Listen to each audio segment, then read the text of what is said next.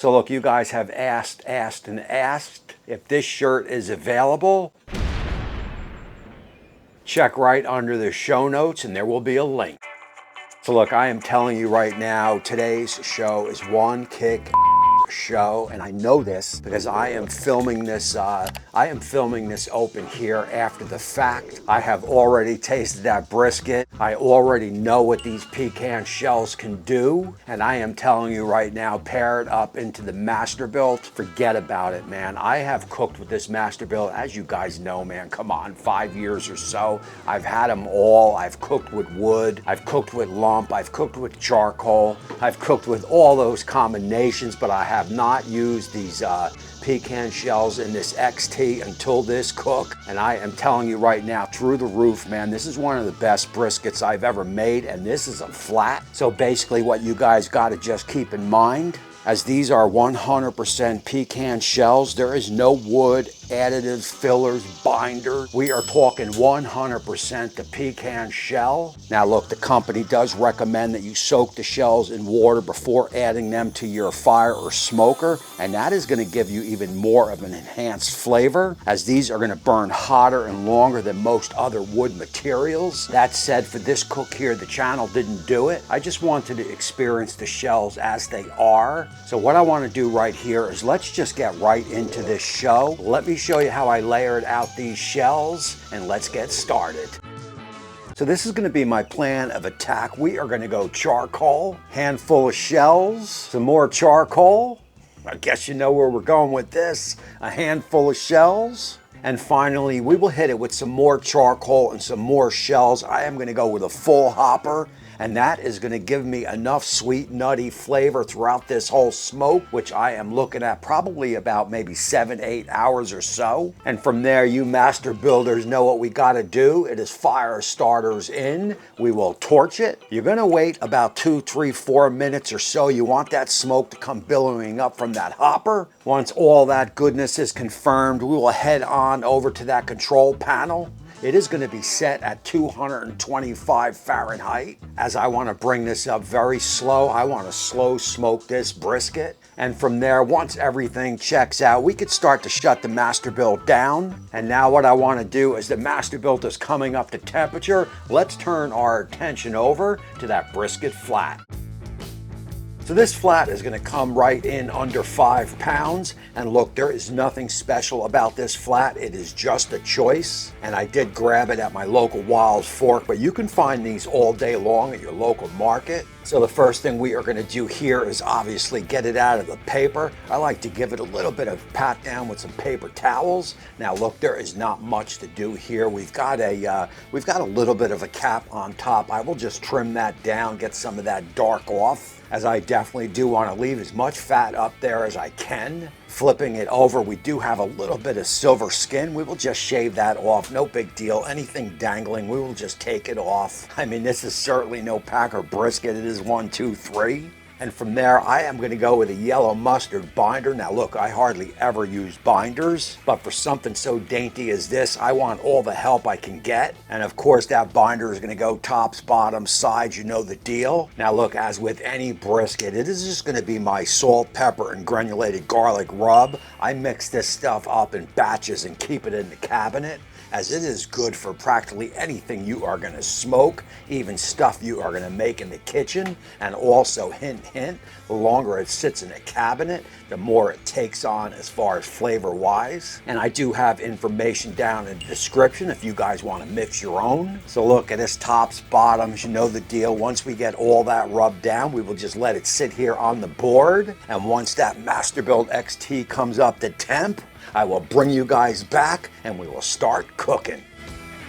Alrighty guys, so look, reading my notes here, I can tell you that the smoke coming off of the Masterbuilt has a little bit of a sweetness to it, maybe a little bit of a nuttiness to it. It is definitely a different smoke than say if you were using like a cherry or an oak wood or any type of chunks down mixed in with the fuel.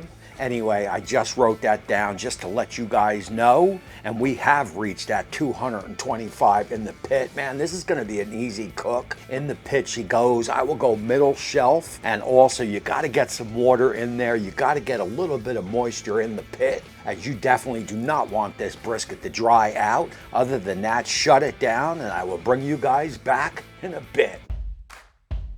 So with that water pan in the pit, the only thing I was concerned about is to develop a nice bark. So I let it run 4 straight hours without even peaking. And I have to tell you, she is looking mighty fine, that is for sure. So basically what we are gonna do here now is we are gonna spread it down with a 50-50 apple cider vinegar and plain old water. And we do have a little bit of a trench there in the brisket, so we are gonna make sure that we don't get much pooling there. So I will dab that a little bit with a paper towel. Other than that, it is a quick temperature check to see where we are, shut it down, and I will see you guys in a bit. So look, we have reached that 6-hour mark, and I gotta tell you, man, we have been riding that stall probably for the last hour or so. That said, I wanted to let it run into the stall as I wanted to build a nice bark, and as you can see, we have definitely succeeded in that. I mean, come on, man, this brisket looks absolutely 100% amazing. One of my goals when I knew I was gonna do a flat, when I knew I was gonna use these smoke and pecan outer shells, that I wanted to develop a nice bark, and I could say we have succeeded in that. And as we get a temperature, you could see we are up into the 170s. That is perfect. So look, I've got some butcher paper down on the board. We will get that brisket on over to the butcher paper. And I've also got some beef tallow, so I will hit it with some beef towel. I will put a little bit of spray on that paper. That is gonna make it more pliable for me to wrap it, as we are definitely gonna want a nice tight wrap. So once we get all this all wrapped up nice and tight, it is back to the pit we go. Now look, 2 things here. Number 1, you can remove that water now. She has done her job. And number 2, you are gonna wanna temp it. I've got my chef's temp in, as we are gonna wanna monitor this right to that 200 or so. That is gonna be toothpick tender. And once we hit it, I will bring you guys back. Oh yeah. So we absolutely crushed the stall. I can tell you, I sat at my desk here and watched it go from 6 hours to 7 hours and watched that temperature just climb, climb, climb. That is right, total cooking time on this is gonna come right in at that 7-hour mark, and that definitely makes me pleased. So basically what we will do here is we will get it off, we will get it on the board. I've got a towel here, nothing different than what we would do with a full packer. In the towel she goes. I will just leave it here on the board. We will come back in about 2 hours or so. At that time, we will unwrap it, give it a slice open, and see how we did. So the moment of truth is upon us. And as I open this sucker up, I can tell already that it is gonna be killer. And I already know that we got one heck of a bark, and you can see it right there on the board. I am telling you, man, this flat, we will talk about it, but it rivaled a lot of full packer briskets that I have made. As we start slicing this open, you can see the moisture, and I am just gonna let the camera run here. I don't wanna miss any of these slices, as this brisket here made one heck of a meal. I mean, look at the moisture in that slice. Look at the bark. That is 100% salty goodness right there. And I gotta tell you, man, the smoke and pecan shells are the real deal, man. I mean, I have to think that the flavor that this sucker put off has a lot to do with them shells. And again, we are gonna hear a little bit more about that at the end. As you'll see, I was a little bit jacked up. So guys, let's just finish slicing this up here. Look at the bend, look at the juices, it all looks good. And we will take this in live, we will do that taste test, and we will talk about it. Alrighty guys, what else could I say other than move over point, move over full packer? I mean, this is absolutely 100% incredible. The Masterbuilt XT, along with these pecan shells, I am telling you, man, this is some of the best brisket that I ever had, and I ain't joking, man. I have to tell you, I'm taken aback. I'm a little bit shocked. I wasn't expecting this at all. I've watched a couple YouTube videos just like you guys do and saw a lot of dry product, but I've never cooked one here on the channel, and I'm absolutely thrilled. I mean, this is a choice brisket flat that is juicy as juicy can be. I mean, with these pecan shells, it has a sweetness of a flavor, man, that is very distinctive.